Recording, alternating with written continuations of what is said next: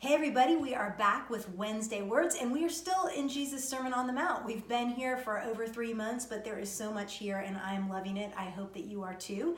And we're actually going to backtrack just a little bit. We were talking about prayer. We're going to go back to chapter 5, and we're going to look at this verse. In fact, let me just go ahead and read it to you. This is chapter 5, verse 17, where Jesus says, "Don't think that I came to abolish the law or the prophets.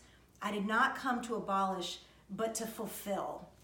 And this is really interesting because this comes right after Jesus has told all of these people on the hillside who are broken and who are sick and who are demon possessed and maybe people who are healthy, but they're not part of the religious elite. And Jesus is speaking to this group of people. And do you remember from very early on in this series that Jesus begins to call those who are poor in spirit blessed because he is there.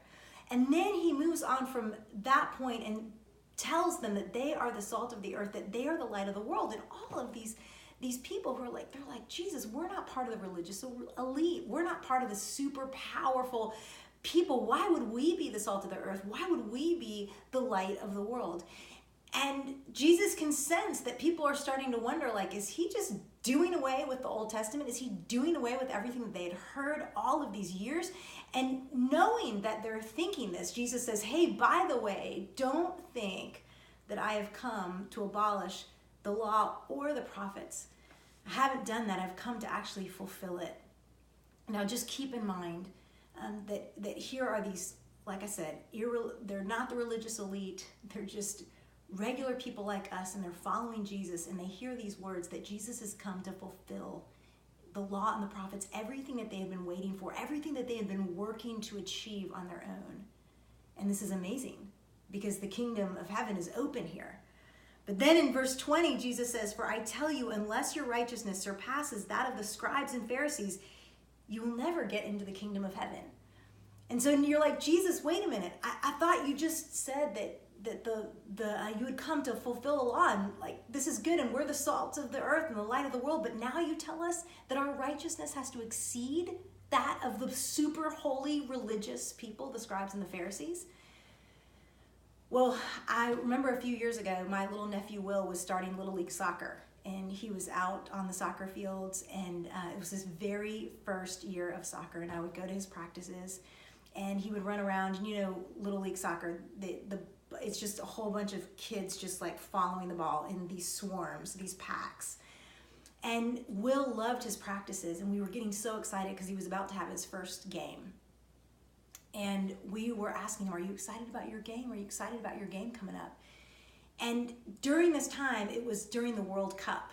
And so Will was seeing all of these soccer games, these huge like international soccer tournaments on television. And I remember saying to Will, like, are you pumped? Are you pumped about your game? And he's like, I don't want to play in a game. I don't want to play in a game. I just want to go to practices. And my brother and his wife, they couldn't get to the bottom of what was going on with Will. Why don't you want to play in the game? They would ask him.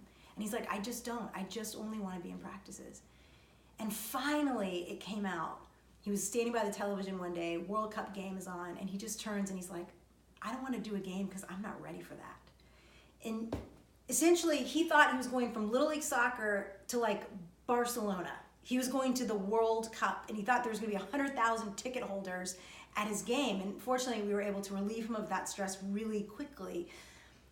But my point is that Jesus is almost doing the same thing. He's looking at a whole crowd of Little League religious players, and in 1 second, he's calling them to World Cup holiness.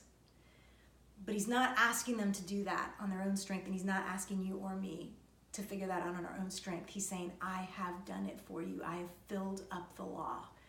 And we're going to talk about what this specifically looks like in next week's Wednesday Words. So I hope that you will join us right here next week for Wednesday Words.